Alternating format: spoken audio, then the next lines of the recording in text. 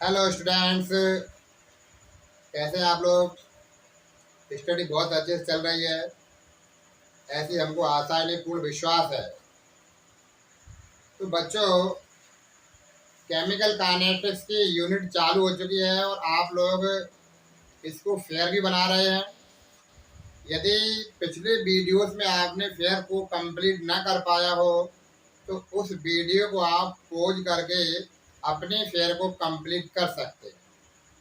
यदि हमारे पास हमारा जो मटेरियल है वो सिस्टमैटिक रूप से हमारी फेयर में होता है तो हम आवश्यकता अनुसार उसको आसानी से, जब समय की आवश्यकता होती है, जिस समय हमें जिस मटेरियल की आवश्यकता होती है उस समय हम उसको यथा समय अनुसार आसानी से पढ़ लेते हैं और अपने कंसेप्ट को क्लियर कर लेते हैं।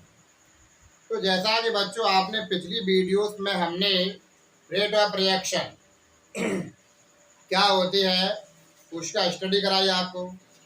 अपने सीखा था कि इकाई समय अंतराल में क्रियाकारक या उत्पाद की सांद्रता में जो परिवर्तन होता है उसे हम अभिक्रिया दर कहते हैं। और आपने ये भी देखा था कि टाइम के अकॉर्डिंग क्रियाकारक की सांद्रता में कमी आती है और उत्पाद की सांद्रता में वृद्धि होती है। तो बच्चों आप ये भी देख रहे थे कि हमने रेट ऑफ रिएक्शंस को केमिकल काइनेटिक्स के थ्रू आपको व्यक्त करना बताया था। यदि इसको हम एक दूसरी विधि भी रहती है जिसे अपने आपने सुना होगा, द्रव्यानुपाती क्रिया का नियम। द्रव्यानुपाती क्रिया का नियम ये कहता है कि किसी अभिक्रिया की जो दर है वो क्रियाकारक के सक्रिय द्रव्यमान के गुणनफल के सीधे समानुपाती होती है। आज हम आपको अभिक्रिया की दर को प्रभावित करने वाले कारक अर्थात factor affecting of a chemical rate of reaction, यानी ऐसे कौन से कारक होते हैं या कौन कौन से फैक्टर होते हैं जिसके द्वारा हम किसी अभिक्रिया की रेट को चेंज कर सकते हैं। क्या किसी अभिक्रिया की रेट को चेंज करना हमारे हाथ में है? क्या किसी रिएक्शंस की रेट को हम आवश्यकता अनुसार कम कर सकते हैं या आवश्यकता अनुसार बढ़ा सकते हैं? तो ऐसे सभी जो फैक्टर होते हैं उन्हीं को हम लोग factor affecting of the a chemical rate of reactions बोलते हैं। तो आइए बच्चों, आज हम आपको जो हमारी केमिकल रिएक्शन है उसकी रेट को कौन कौन से कारक प्रभावित करते हैं इसका हम आपको अध्ययन कराएंगे। तो बच्चों देखें, सबसे पहले हम आपको बता देते हैं कि किसी भी अभिक्रिया की दर को कौन कौन से कारक प्रभावित करते हैं। फिर हम आपको उनका एक एक करके डिटेल से बताएंगे कि कौन सा फैक्टर किस अनुसार रेट ऑफ रिएक्शन को इंक्रीज कर रहा है या डिक्रीज कर रहा है। तो आ जाइए बच्चों, हाँ, अपनी कॉपी पेंसिल विधिवत रूप से लेकर के बैठें जिससे कि आवश्यकता अनुसार आप एजुकेशन मटेरियल को नोट कर सकते हैं और हमारे वीडियोस को पॉज करके आप अपनी फेयर भी कंप्लीट कर सकते हैं। तो देखिए बच्चों, factor affecting of the rate of reaction कौन कौन से हैं। सबसे पहला अपना अभिकारक,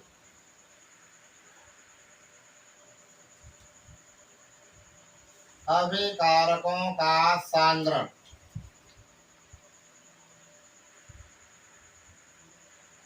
यानी अपन कह सकते हैं concentration of the reactant, concentration of the reactant. एक तो रिएक्टेंट की जो कंसेंट्रेशन होती है वो भी रेट ऑफ रिएक्शन को प्रभावित करती है। नेक्स्ट पॉइंट अपन देखेंगे ताप का प्रभाव,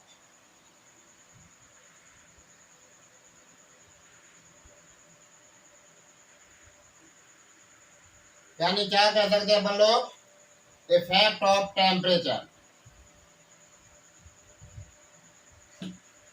इफेक्ट ऑफ टेम्परेचर, यानी किसी भी रिएक्शन में यदि टेम्परेचर भी घट बढ़ रहा होता है ना, तो हमारी रिएक्शन की जो रेट है वो भी कम ज़्यादा होती रहती है। उसको हम किस प्रकार से होती है उसको भी हम कुछ ही समय में इन हेडिंग्स को बताने के बाद आपको बताएंगे। नेक्स्ट पॉइंट अपना उत्प्रेरक,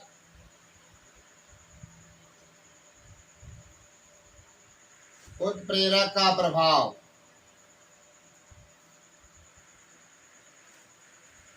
अगला पॉइंट आप समझ सकते हैं अभिकारकों की प्रकृति,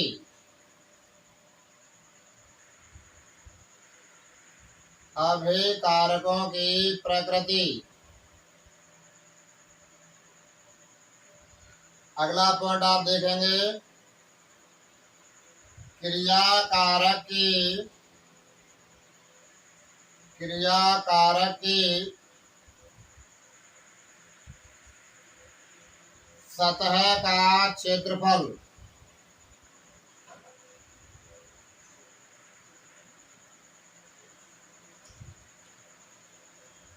5 पॉइंट हो चुके हैं। नेक्स्ट पॉइंट एक और देख लेते हैं अपन लोग, विकिरणों का प्रभाव,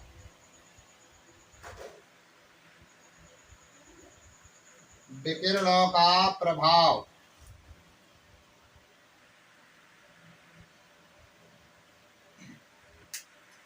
इस प्रकार से बच्चों हमारे अभिक्रिया की जो रेट ऑफ रिएक्शन है उनको ये जो फैक्टर अफेक्टिंग अपन ने जो बोर्ड पर लिख रखे हैं ये हमारे रेट ऑफ रिएक्शन को प्रभावित करते हैं। किस प्रकार से प्रभावित करते हैं इसके लिए हम आपको क्रम से पॉइंट बाय पॉइंट बताते चलेंगे। सबसे पहले आप जो रेट ऑफ रिएक्शन के फैक्टर अफेक्टिंग है उनको अपनी फिगर में नोट कर लें। तो स्टूडेंट्स आप देख रहे हैं कि हमारी जो रेट ऑफ रिएक्शन का जो फर्स्ट फैक्टर अफेक्टिंग है वो है हमारा अभिकारकों का सांद्रण, अर्थात कंसेंट्रेशन ऑफ द रिएक्टेंट्स। तो आप समझिए किसी भी रिएक्शंस में जितनी ज़्यादा संख्या में रिएक्टेंट हो गए तो वो रिएक्शन उतनी ही फास्ट होती है, उतनी ही तीव्र गति से हो सकती है। हो सकती क्या होती ही है, जैसा कि आप देख रहे हैं कि अभिकारकों की सांद्रता बढ़ने पर अभिक्रिया का वेग भी बढ़ जाता है, अर्थात रेट ऑफ रिएक्शन क्या हो जाता है, इंक्रीज हो जाता है। आप यहाँ समझ सकते हैं कि concentration of the reactants directly proportional to the rate of reaction, यानी जैसे जैसे किसी रिएक्शन में रिएक्टेंट की मात्रा बढ़ती है तो उसी के अकॉर्डिंग रेट ऑफ रिएक्शन भी बढ़ती जाती है। जैसा कि बच्चों आपने सुना होगा कि हमारे लाइफ स्टाइल में सॉल्यूशन तो आपने पढ़े ही है, डाइल्यूट सॉल्यूशन होता है, एक कंसेंट्रेटेड सॉल्यूशन होता है और एक अति सांद्र विलयन भी होता है जिसे अपन लोग हाइपर कंसेंट्रेशन सॉल्यूशन भी बोल सकते हैं। तो आप एक बढ़िया सा घर में एग्जांपल है कि सपोज दैट हम लोग एसिड, घर में जो हमारे फ्लोर है टाइल्स है उसको साफ करने के लिए हम लोग क्या है एसिड लाते हैं। आप क्या कीजिए उस एसिड में की जो बोतल है उसमें से 2 पात्रों में बल्ब अलग अलग कर लीजिए। फिर आप ये देखोगे एक में कुछ पानी मिला दीजिए और एक एसिड जैसा था वैसा ही बना रहे। अब आप क्या करेंगे उन दोनों एसिड्स को किसी टाइल्स पे आप डाल दीजिए। तो आप समझ रहे हैं ना कि जो क्लीनिंग की क्रिया है वो कौन सा एसिड फास्ट करेगा, कौन सा एसिड धीमी करेगा। हम जानते हैं कि जैसा कि आपने जिस वाले एसिड में पानी मिला रखा है वो सफाई का कार्य कम करेगा और धीमी गति से करेगा, क्योंकि उसकी जो कंसेंट्रेशन है ना वाटर को ऐड करने के बाद कम हो गई है। यानी रिएक्टेंट की कंसेंट्रेशन पानी मिलाने से कम हो गई, तो वो रेट ऑफ रिएक्शन क्या हो जाएगी, डिक्रीज हो जाएगी, कम हो जाती है। जबकि आप देखते हैं कि जो एसिड हम जैसा मार्केट से लाए थे उससे हम टाइल साफ कर रहे हैं या अपना जो फर्श साफ कर रहे हैं, तो वो सफाई की जो रिएक्शन है वो उस वाटर मिले एसिड के कंपैरिजन में फास्ट गति से करता है। तो आप यहाँ बच्चे समझ रहे हैं कि नहीं कि जब किसी रिएक्शन में अभिकारकों की मात्रा या अभिकारकों की सांद्रता अधिक हो जाती है तो वो अभिक्रिया की दर भी तेज हो जाती है। तो इस प्रकार से अपन एसिड के एग्जाम्पल से समझ रहे हैं। दूसरी बात भी आप ये एग्जाम्पल और सीख सकते हैं, जैसे कि हमने क्या किया है बच्चों, 2 बाल्टी ले ली है। 2 बाल्टियों में अपन ने क्या किया है, एक बाल्टी में हमने लगभग 5 लीटर पानी ले रखा है और दूसरी बाल्टी में भी हमने 5 लीटर ही वाटर लिया है। यानी क्या समझ रहे हैं आप लोग, दोनों बाल्टियों में हमने 5 लीटर वाटर ले रखा है। अब आप देखेंगे एक बाल्टी में हमने ओनली 1 चम्मच वॉशिंग पाउडर मिला दिया और दूसरी बाल्टी हमने क्या किया है, 4 चम्मच वॉशिंग पाउडर मिला दिया। अब आप देख रहे हैं एक बाल्टी में तो 1 ही चम्मच वॉशिंग पाउडर मिलाया है, अर्थात उस 5 लीटर पानी में रिएक्टेंट की मात्रा कम है। जबकि दूसरी बाल्टी में आप देख रहे हैं उसमें भी 5 लीटर वाटर है, लेकिन उसमें अपने वॉशिंग पाउडर कितना मिला रखा है, 4 चम्मच। तो आप देख सकते हैं इस वाली बाल्टी में रिएक्टेंट की मात्रा ज़्यादा है तो कंसेंट्रेशन भी ज़्यादा होगी। तो आप समझ सकते हैं कि अब हमने उस बाल्टी में कपड़ा धोया जिसमें 1 चम्मच डाला था और इसमें धुला, तो आप समझ सकते हैं कि कौन सी में सफाई की क्रिया तेज गति से होती है। स्वाभाविक है जिसमें रिएक्टेंट अर्थात 4 चम्मच ज़्यादा था उसकी तुलना में, तो उसके कपड़े धुलने की गति बहुत फास्टली होगी, जल्दी कपड़ा धुलेगा। अरे भाई लोगों, कभी कभार तो अपन ये देखते हैं कि जैसे हमारा कोई कपड़ा है, हल्दी लग गई है, स्पॉट आ रहा है, तो अपन डायरेक्टली हाथ से वहाँ पर वॉशिंग पाउडर लगा देते हैं। तो वॉशिंग पाउडर लगाने से क्या हो रहा है, उस दाग पर, उस स्पॉट पे हमने जो लगाया था ना, तो उसकी कंसेंट्रेशन बहुत ज़्यादा बढ़ गई है। तो बच्चों आप समझे किसी भी रिएक्शन में रिएक्टेंट की कंसेंट्रेशन अधिक होने पर रेट ऑफ रिएक्शन हमारी इंक्रीज हो जाती है। तो ये हमारा पहला पॉइंट है जिसे आप अच्छे से नोट कर लें। तो फर्स्ट वाला पॉइंट था अपना कंसेंट्रेशन ऑफ द रिएक्टेंट। अब अपन सेकेंड पॉइंट को चलते हैं, इफेक्ट ऑफ द टेम्परेचर। यानी रेट ऑफ रिएक्शन को हमारा टेम्परेचर भी इफेक्ट करता है। आपने देखा होगा कि कुछ रिएक्शंस ऐसी होती हैं जो ठंड में हो रही हैं, कुछ ऐसी होती हैं जो गर्मी में हो रही हैं। यहाँ आप देखेंगे कि ताप में वृद्धि के साथ अभिक्रिया की दर बढ़ जाती है। क्या सीखे अपन लोग, ताप में वृद्धि के साथ अभिक्रिया की दर बढ़ जाती है।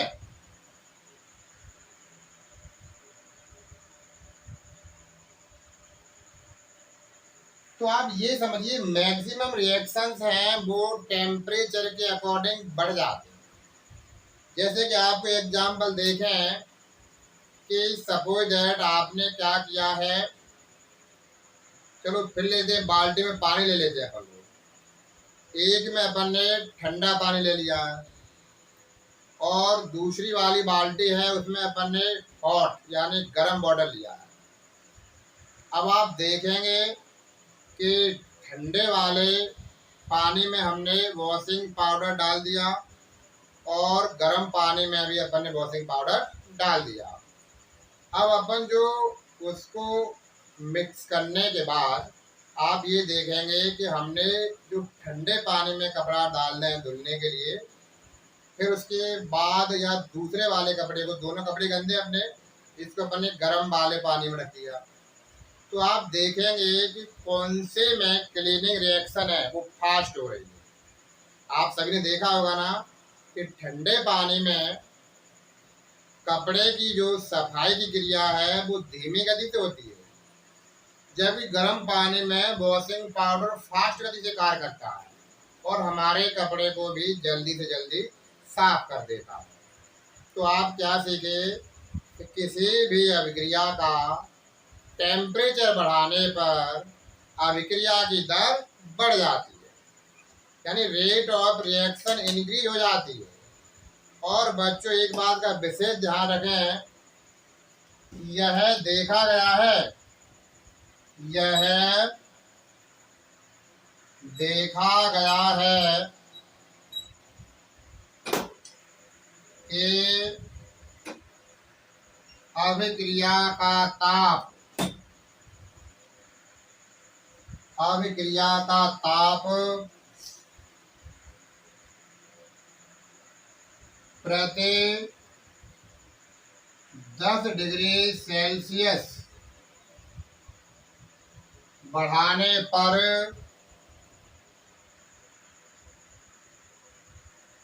अभिक्रिया की दर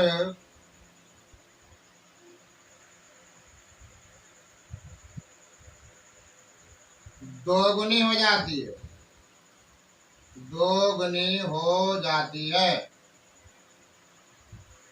यानी यहाँ बच्चों एक विशेष बात ध्यान रखने योग्य है, क्या कहा कि वैसे तो अभिक्रियाएं टेम्परेचर के अकॉर्डिंग इंक्रीज हो रही हैं, लेकिन ये देखा गया है कि किसी अभिक्रिया का टेम्परेचर प्रति 10 डिग्री सेल्सियस यदि हम बढ़ा दें तो रेट ऑफ रिएक्शन डबल और तो और कभी कभार ये ट्रिपल भी हो जाती है।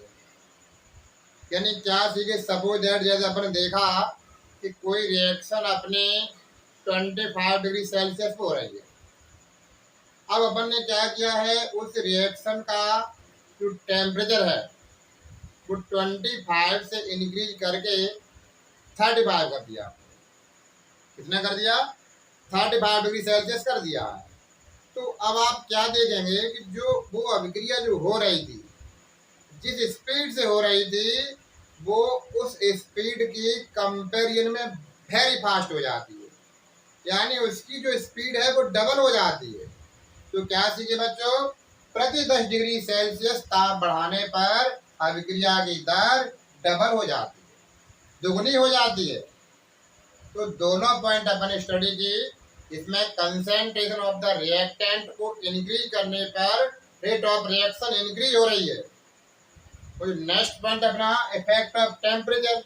तो इफेक्ट ऑफ टेम्परेचर, टेम्परेचर को अपन इंक्रीज जैसे जैसे कराते हैं रेट ऑफ रिएक्शन भी हमारी इंक्रीज होती चली जाती है। तो बच्चों आप इसको लिखें। तो देखिए जो नेक्स्ट अपना जो पॉइंट है, factor affecting of the rate of reactions का इफेक्ट ऑफ कैटलिस्ट। तो क्या बच्चों आपने कैटलिस्ट को सुना है? क्या होते हैं ये कैटलिस्ट? कोई बताएगा बच्चों आप में से? चलो ठीक है, हम बताते हैं आपको। कैटलिस्ट वे पदार्थ होते हैं जो किसी अभिक्रिया की दर को बढ़ा देते हैं, लेकिन किंतु स्वयं वो अभिक्रिया में भाग नहीं लेते।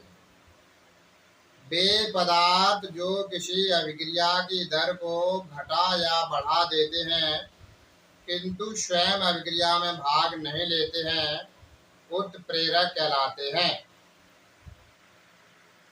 जैसा कि आपने formation of ammonia Haber process, ammonia निर्माण की जो हैबर विधि पढ़ी है, उसमें आपने देखा होगा कि नाइट्रोजन और हाइड्रोजन की रिएक्शन से अमोनिया का फॉर्मेशन तो होता है, लेकिन जब उस रिएक्शन में हम आयरन पाउडर डाल देते हैं तो वो फास्ट गति से होने लगती है। तो यहाँ पर उस कैटलिस्ट अर्थात आयरन पाउडर ने क्या किया है, उस अभिक्रिया की रेट ऑफ रिएक्शन को बढ़ा दिया है। तो जो पदार्थ अभिक्रिया की दर को बढ़ा देते हैं या वे उत्प्रेरक जो अभिक्रिया की दर को बढ़ा देते हैं धनात्मक उत्प्रेरक कहलाते हैं, और जो किसी अभिक्रिया की रिएक्शन को घटा देते हैं अर्थात डिक्रीज करा देते हैं, उन्हें हम लोग नेगेटिव कैटलिस्ट या ऋणात्मक उत्प्रेरक के नाम से जानते हैं। आशा है आपको उत्प्रेरक का जो शब्द है वो ठीक से समझ में आ गया होगा। जैसे कि आप देख रहे हैं कि जैसे आपके पास एक बुक है, पेंसिल है, नोटबुक है, लेकिन जब क्लास में आप स्टडी भी कर रहे हैं, लेकिन जब तक क्लास में टीचर नहीं आता है तब तक आप टोटली कंसेंट्रेट नहीं हो पाते। तो आप देख रहे हैं वो टीचर क्या कर रहा है, आपकी जो स्टडी करने की रेट है या स्टडी करने की जो स्पीड है उसकी प्रेजेंस मात्र से ही इंक्रीज हो जाती है। तो आप समझ सकते हैं वे पदार्थ जो किसी अभिक्रिया की दर को घटा या बढ़ा देते हैं किंतु स्वयं अभिक्रिया में भाग नहीं लेते हैं उत्प्रेरक और कैटलिस्ट कहलाते हैं। जो अभिक्रिया की दर को बढ़ा दे उसे पॉजिटिव कैटलिस्ट कहते हैं, जो रेट ऑफ रिएक्शन को डिक्रीज कर दे उसे अपन लोग नेगेटिव कैटलिस्ट के नाम से जानते हैं बच्चों। तो आप देख रहे हैं कि इफेक्ट ऑफ कैटलिस्ट, आखिर ये कैटलिस्ट करता क्या है जिससे हमारी रेट ऑफ रिएक्शन इंक्रीज हो जाती है। तो यहाँ देख रहे हैं कि उत्प्रेरक अभिक्रिया की सक्रिय ऊर्जा को कम कर देते हैं, यानी ये एक्टिवेशन एनर्जी जो होती है रिएक्टेंट की उसको कम कर देते हैं, जिससे क्या होता है अभिक्रिया के संपन्न होने के लिए एक नया पथ उपलब्ध हो जाता है, प्रोबेबिलिटी बढ़ जाती है। जो रिएक्टेंट को चाहिए उसकी अकॉर्डिंग एटमॉस्फेयर को कंप्लीट कर देता है, इसलिए अभिक्रिया की जो दर है वो बढ़ जाती है। बच्चों यहाँ विशेष ध्यान रखें कि सक्रिय ऊर्जा, व्हाट इज एक्टिवेशन एनर्जी, सक्रिय ऊर्जा क्या होती है आपको इसी चैप्टर में मैं स्पेशल पढ़ाऊंगा, एक्टिवेशन एनर्जी एंड दहली ऊर्जा। फिलहाल आपको थोड़ा सा परिचय करके बताता हूँ। क्रिया कारक के अणुओं को सक्रिय अणुओं में बदलने के लिए जितनी एनर्जी की आवश्यकता होती है उसे हम सक्रिय ऊर्जा कहते हैं, डिनोटेड बाय EA। तो बच्चों क्या सीखे, यदि हमारे रिएक्शन में कैटलिस्ट अर्थात पॉजिटिव कैटलिस्ट प्रेजेंस है तो रेट ऑफ रिएक्शन इंक्रीज हो जाती है, और यदि नेगेटिव कैटलिस्ट है तो रेट ऑफ रिएक्शन डिक्रीज भी हो जाती है। तो आप क्या सीखे, उत्प्रेरक किसी भी रिएक्शन में रिएक्टेंट की एक्टिवेशन एनर्जी को कम कर देता है जिससे अभिक्रिया की दर बढ़ जाती है। तो ये अपना कैटलिस्ट का पोर्शन पूरा हो गया। अभिक्रिया के फैक्टर अफेक्टिंग के अंतर्गत जो हमारा नेक्स्ट पॉइंट है अभिकारकों की सतह का क्षेत्रफल। किसी अभिक्रिया में देखा गया है कि अगर क्रिया कारक हमारे जितने बारीक चूर्ण के रूप में होंगे या महीन चूर्ण के रूप में होते हैं, पाउडर फॉर्म में होते हैं, तब उस अभिक्रिया की रेट ऑफ रिएक्शन इंक्रीज हो जाती है। ऐसा क्यों होता है कि जब हमारा जो रिएक्टेंट है तो उसमें जितने ज़्यादा सरफेस होंगे तो उसका एरिया बढ़ जाएगा, क्षेत्रफल बढ़ जाएगा, तो रेट ऑफ रिएक्शन भी बढ़ जाती है। यहाँ देख सकते हैं अपन लोग, छोटे आकार वाले कण बड़े आकार वाले कणों की तुलना में अधिक तीव्रता से अभिक्रिया करते हैं। यानी आप यहाँ सीख चुके हैं कि हमारे जो पार्टिकल्स हैं वो वेरी स्मॉल साइज के होंगे तो रेट ऑफ रिएक्शन इंक्रीज हो जाती है। क्यों हो जाती है? क्योंकि हमारे जो पार्टिकल्स हैं उनकी सरफेस एरिया बढ़ जाती है। यहाँ आप एक एग्जाम्पल के थ्रू देख सकते हैं, जैसे कि मान लीजिए ये जिंक है, हमने इसकी रिएक्शन अपन H2SO4 से करा रहे हैं, तो आप क्या देखेंगे, यहाँ पर ZnSO4 बनेगा प्लस में H2, हाइड्रोजन गैस प्रोड्यूस होती है। तो हम जानते हैं कि जब कोई मेटल एसिड से रिएक्शन करती है तो हाइड्रोजन गैस को वो उत्पन्न करती है। अब अपन ये देखेंगे कि ये मान लीजिए हमने ये 50 ग्राम जिंक लिया है, 50 ग्राम का ही एक पार्टिकल लिया है, अपने देख सकते हैं ये हमारा 50 ग्राम का है। अब इसमें कितना सरफेस है? इतना सरफेस है। अब इसको अपन क्या करते हैं, इसका सरफेस के लिए अपन क्या करते हैं, इसके 25-25 ग्राम के दो ले लेते हैं। तो अब देखें इसमें सरफेस इतना था, अब इसमें सरफेस हमारा बढ़ गया है। ये कितने का है? 25 का है, और ये कितने का है? 25 ग्राम का है। अब आप अगला देख सकते हैं, यहाँ हमने क्या किया है, यहाँ हम 10-10 ग्राम के जिंक के टुकड़े ले रहे हैं।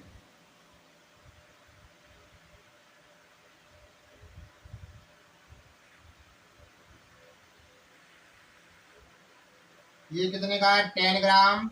ये भी हमारा 10 ग्राम, ये 10 ग्राम, ये 10 ग्राम, और ये भी अपना 10 ग्राम। अब आप ये एग्जाम्पल देखें कि जब हमारे रिएक्टेंट का सरफेस एरिया बढ़ जाता है तो रेट ऑफ रिएक्शन ही बढ़ जाती है। किस प्रकार समझ सकते हैं अपन, जैसे अपन देख रहे हैं कि ये हमारे पास जिंक का जो पार्टिकल है वो 50 ग्राम का है। अब 50 ग्राम में देखेंगे तो सरफेस कम बनेगा, और यदि उसके हम 2 पार्टिकल उसे छोटे छोटे कर दें तो सरफेस एरिया और बढ़ जाएगी। इसे आप इस प्रकार समझ सकते हैं, देखें जिस प्रकार से ये मेरे पास बुक है, तो अभी इसका सरफेस ये हो गया, ये हो गया, और ये भी हो गया। ये इसका सरफेस इतना, अब मैंने इसको क्या कर दिया, अब इसके मैंने 2 पीस कर दिए, तो देखिए इसका सरफेस एक और बढ़ गया और एक सरफेस ये बढ़ गया। तो पहले तो हमारे जो रिएक्टेंट था उसका ओनली ये सरफेस रिएक्शन में पार्टिसिपेट कर रहा था और ये सरफेस पार्टिसिपेट कर रहा था, लेकिन अब हमने देखा कि इसके 2 पीस कर लिए, तो एक तो सरफेस ये बढ़ गया और एक सरफेस ये बढ़ गया, जो हमारा रिएक्शन के टचिंग में आ जाएगा। इस प्रकार से जब सरफेस एरिया बढ़ जाता है तो रेट ऑफ रिएक्शन भी बढ़ जाती है। अरे यहाँ देखें, यहाँ सरफेस एरिया इतना है, 2 लोग हैं, 2 पार्टिकल हुए हैं, और इसमें देखेंगे तो देखें 10-10 ग्राम के 5 पार्टिकल्स हो गए, यानी बहुत छोटे छोटे हो गए हैं। तो यहाँ पर सरफेस एरिया, जब सरफेस एरिया देखो धीरे धीरे बढ़ता जा रहा है तो उसके अकॉर्डिंग रेट ऑफ रिएक्शन भी बच्चों बढ़ती चली जाती है। अच्छा बच्चों, आपने देखा होगा जैसे कोयला है, जब कोयला हमारा बड़ा पीस होता है, दाग रहा है वो, तो वो दागता ही रहता है। कभी भी उसमें से आपने ये नहीं देखा होगा कि एक ब्लू कलर की फ्लेम उत्पन्न हो। लेकिन जब हम उसी कोयले को वेरी स्मॉल पार्टिकल से यानी पाउडर फॉर्म में ले लें, और फिर आप देख सकते हैं जब वो एक तरह से एक बड़े टुकड़े के फॉर्म में था तब उसकी सरफेस एरिया कम थी, और जैसे उसको अपने पाउडर फॉर्म में बना दिया तो उसमें बहुत सारे पार्टिकल्स के सरफेस बन गए। तो अब जब सरफेस एरिया बढ़ गई है तो रेट ऑफ रिएक्शन भी बढ़ जाती है। इस प्रकार से यदि कहीं आग जल रही हो उसमें आप क्या करना, कोयला का पाउडर फेंक देना, तो जैसे ही कोयला का पाउडर जाएगा तो वो बहुत फास्टली जलेगा और नीली ज्वाला भी उत्पन्न करेगा, जबकि कोयला नीली ज्वाला उत्पन्न नहीं करता है। तो तो आप देख रहे हैं कोयले के जब हमने पाउडर फॉर्म में कर ले लिया तो यानी हमारे पार्टिकल्स यानी रिएक्टेंट बहुत बारीक पाउडर फॉर्म हो गए, यानी सरफेस एरिया बढ़ गई। तो आप बच्चों समझ सकते हैं कि रिएक्टेंट की सरफेस एरिया बढ़ने पर रेट ऑफ रिएक्शन इंक्रीज हो जाती है। इसी वजह से इंडस्ट्री में जो कोल का यूज किया जाता है वो पाउडर फॉर्म में किया जाता है, जिससे कि जो हीट है वो बहुत गति से बढ़े, टेम्परेचर बढ़ जाएगा तो रेट ऑफ रिएक्शन भी इंक्रीज हो जाती है। तो बच्चों आप इसको भी अच्छी तरह से लिख लीजिए। नेक्स्ट पॉइंट अपना अभिकारक, अभिकारकों की रासायनिक प्रकृति। तो सबसे पहले आप देखते हैं बच्चों, आपके घरों में भी देखते हैं कि भिन्न भिन्न प्रकार के भिन्न भिन्न नेचर के लोग हैं। जैसे दो भाई हैं आप लोग, दो भाइयों में ये देखा जाता है एक भाई तो बहुत ही पढ़ने वाला है, दूसरा भाई है वो पढ़ने में अपने इंटरेस्ट कम रखता है। तो अब अपन बात करें पढ़ाई की रिएक्शन की, तो जो पढ़ने वाला भाई है उसकी रेट ऑफ रिएक्शन हाई होगी, मोर होगी, इंक्रीज होगी। जबकि जो भाई पढ़ने में कमज़ोर है या पढ़ने की ओर वो एक्टिविटी ही नहीं रखता है तो उसकी रेट ऑफ रिएक्शन क्या हो जाएगी, डिक्रीज हो जाएगी। तो बच्चों आपसे कहना ये चाहते हैं कि किसी भी अभिक्रिया में रिएक्टेंट का नेचर भी बहुत बड़ा इम्पोर्टेंट निभाता है रोल। इस प्रकार से कि यदि आप देखेंगे किसी रिएक्शन में यदि हमारे पास रिएक्टेंट जो है वो आयनिक कंपाउंड, आयनिक कंपाउंड है तो उनमें रेट ऑफ रिएक्शन स्प्रेड यानी इंक्रीज रहती है। क्यों रहती है कि आयनिक कंपाउंड में जो एक्वा सॉल्यूशन होता है उसमें पॉजिटिव और नेगेटिव आयन पहले से ही प्रेजेंट रहते हैं, इसलिए आयनिक कंपाउंड में क्या होती है, रेट ऑफ रिएक्शन हाई रहती है। जबकि जो हमारे पास सहसंयोजी यौगिक होते हैं उनमें क्या होता है कि उनमें सबसे पहले तो कोई जो मॉलिक्यूल है, अणु है, तो सबसे पहले तो जो उसमें रिएक्टेंट होंगे उसके बॉन्ड ब्रोकन होंगे, ब्रोकन होने के बाद फिर आगे चल के कंपाउंड के साथ फिर जुड़ेंगे। तो इसमें क्या थोड़ा टाइमिंग बढ़ जाती है, और जब टाइम ज़्यादा लग रहा है तो रेट ऑफ रिएक्शन जरूरी कम हो रही है। तो बच्चों आप ये समझ लें कि हमारी जो रिएक्शन है उसकी रेट है ना वो रिएक्टेंट के नेचर पे भी डिपेंड करती है। जैसे कि आप देख रहे हैं रासायनिक अभिक्रिया में अभिकारकों के बंध तो टूटते हैं और उत्पादों के बंध बनते हैं। बॉन्ड के नेचर और एक्टिवेशन एनर्जी में अंतर होने से अभिक्रिया की दर हमारी प्रभावित हो जाती है।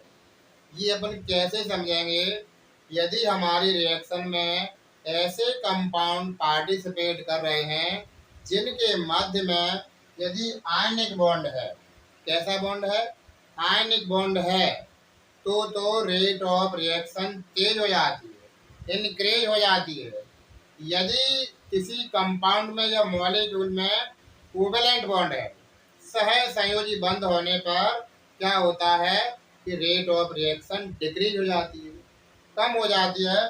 तो आप यहाँ समझ रहे हैं कि यदि हमारा बॉन्ड का नेचर कैसा है, यदि हमारा बॉन्ड जो है वो आयनिक नेचर का होगा तो रेट ऑफ रिएक्शन बहुत फास्ट होती है, जबकि यदि सहसंयोजी बंध है तो रेट ऑफ रिएक्शन कैसे हो जाती है, कम हो जाती है।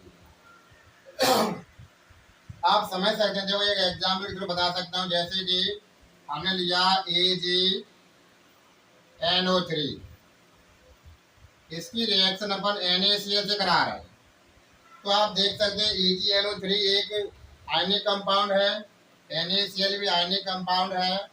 तो अपन यहाँ क्या बनेगा, एक तो सोडियम नाइट्रेट यानी NaNO3 प्लस AgCl। एक्चुअल में ये जो क्या है आयनिक कंपाउंड है, तो यहाँ रिएक्शन कैसे होगी, तीव्र गति से फास्ट हो जाती है। यहाँ आप देख रहे हैं जब आयनिक कंपाउंड है तो बॉन्ड भी हमारा आयनिक होगा। अब हम आपको सहसंयोजी बंध के बारे में बताते हैं। जैसे कि अपन देखा कि ये N2 प्लस 3H2 एरो में अपन ने बना दिया 2NH3।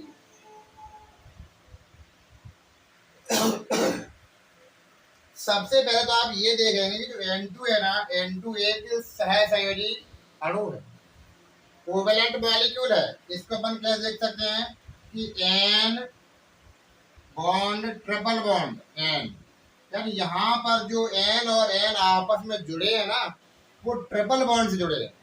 कितने बॉन्ड जुड़े हैं? ट्रिपल बॉन्ड से। तो सबसे पहले जी नाइट्रोजन है ना, वो हाइड्रोजन से रिएक्शन तो करेगा, लेकिन उसको अपने ही तीन तीन बॉन्ड तोड़ने में काफी समय लगेगा। तो आप समझ सकते हैं इनके मध्य में मल्टीपल बॉन्ड होते हैं। जब मल्टीपल बॉन्ड होंगे तो क्या हो जाता है कि टाइमिंग बढ़ जाती है। जब टाइम बढ़ रहा है तो आप समझ जाएंगे कि हमारी रिएक्शन है उसकी रेट डाउन हो रही है। तो यहाँ आप क्या सीखे कि आयनिक कंपाउंड होंगे या आयनिक बॉन्ड होगा तो रेट ऑफ रिएक्शन इंक्रीज हो जाती है, और यदि कोवेलेंट बॉन्ड का नेचर है तो रेट ऑफ रिएक्शन डिक्रीज हो जाती है। तो अब आप देख सकते हैं, हाँ अब ये बॉन्ड का नेचर हो गया। अब आपको बताते हैं एक्टिवेशन एनर्जी के बारे में। एक एग्जांपल देखेंगे आप लोग।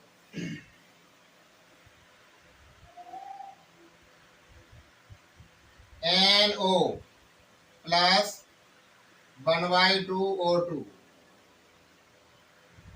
यहाँ एरो में लिखेंगे अपन लोग NO2, और ये हो रही है अपनी तीव्र गति से। कैसा होता है? तीव्र गति से। तो अब आप समझ सकते हैं कि जैसे अभिक्रिया में क्रिया कारकों की सक्रिय ऊर्जा कम होती है तभी रिएक्शन फास्ट होती है। तो यहाँ क्या लिखते हैं अपन लोग? एक्टिवेशन एनर्जी EA कम।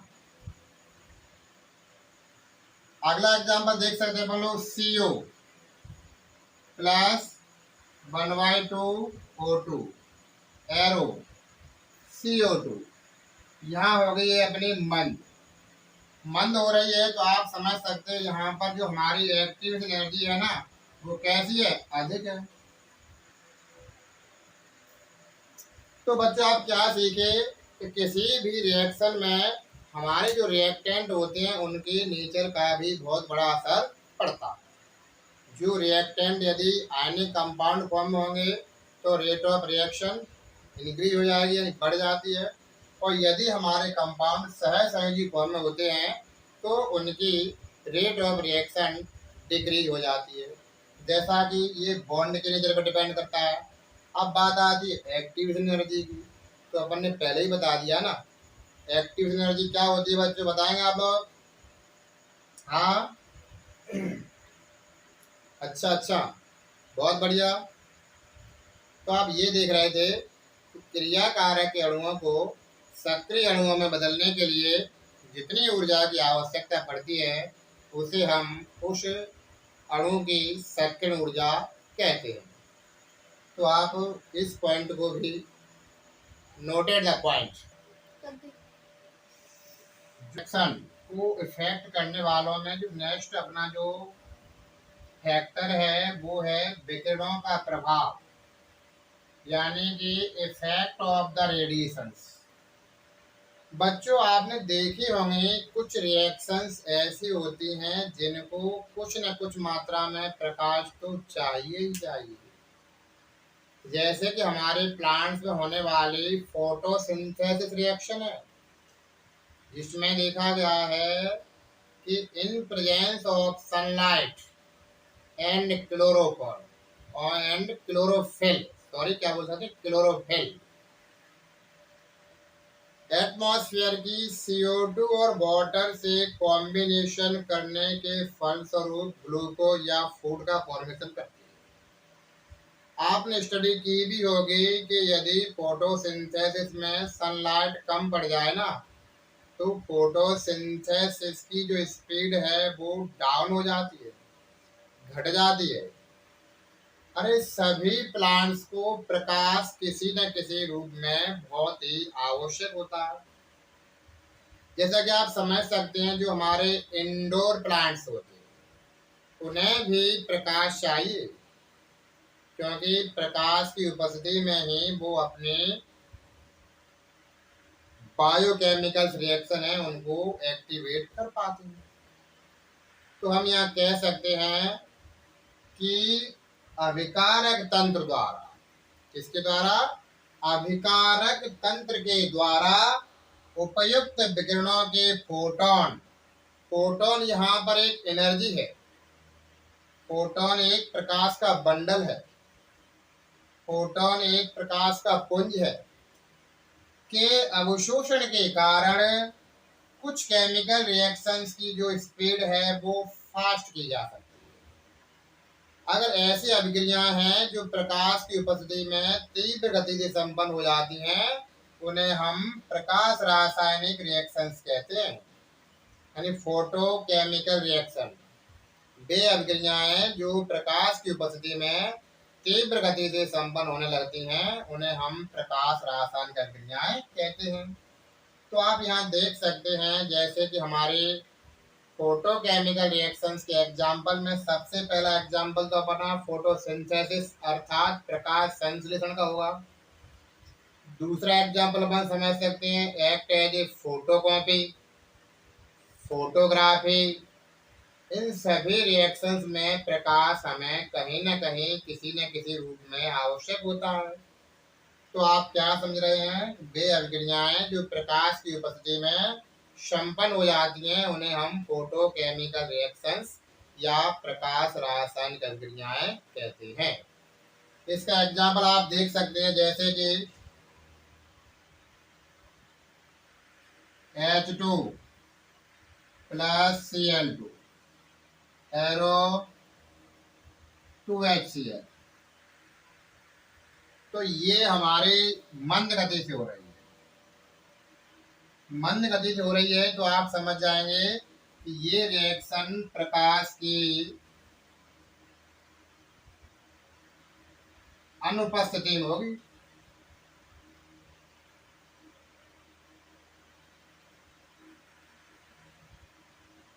प्रकाश की अनुपस्थिति अर्थात अंधकार। कैसा है ये? अंधेरा। यदि इसी हाइड्रोजन और क्लोरीन की रिएक्शन अपन प्रकाश की उपस्थिति में करा दें, यहाँ लिखते हैं अपन लोग H2 प्लस Cl2 एरो, यहाँ पर आपने लिख दिया प्रकाश। प्रकाश की उपस्थिति में होगी तो ये तीव्र गति से होने लगती है। कैसी होती है? तीव्र गति से। और क्या फॉर्म हो जाएगा? 2HCl। तो बच्चों आप देख रहे हैं कि फोटोकेमिकल रिएक्शंस जितनी भी होती हैं, in presence of light is very fast, और एब्सेंट ऑफ लास्ट में वो लेस स्पीड से मूवमेंट करती हैं। तो बच्चों आज आपने factor affecting of the chemical reactions की स्टडी की। एक बार पुनः क्रम से मैं उन फैक्टर का नाम लूंगा और उसके अकॉर्डिंग आप अपने फेयर में मैच करना। तो पहला पॉइंट था अपना अभिकारकों का सांद्रण। क्या सीखे थे? कि किसी अभिक्रिया में अभिकारकों की सांद्रता अधिक होने पर अभिक्रिया की दर बढ़ जाती है। दूसरा पॉइंट था इफेक्ट ऑफ टेम्परेचर। ताप बढ़ाने पर अभिक्रिया की दर बढ़ जाती है। क्यों बढ़ जाती है? क्योंकि ताप बढ़ने से क्रिया कारकों की सक्रिय ऊर्जा का मान कम हो जाता है। अगला देखें आप, या क्रिया कारकों की गति बढ़ जाती है। अगला था अपना उत्प्रेरक का प्रभाव। तो धनात्मक उत्प्रेरक अभिक्रिया की दर को बढ़ा देते हैं और ऋणात्मक उत्प्रेरक अभिक्रिया दर को घटा देते हैं। नेक्स्ट पॉइंट अपना था अभिकारकों की प्रकृति। यह देखा गया था कि यदि हमारे रिएक्टेंट आयनिक कंपाउंड फॉर्म के हैं तो रेट ऑफ रिएक्शन इंक्रीज होती है। यदि हमारे कंपाउंड कोवेलेंट फॉर्म में है या मॉलिक्यूल कोवेलेंट फॉर्म में है तो रेट ऑफ रिएक्शन डिक्रीज हो जाती है।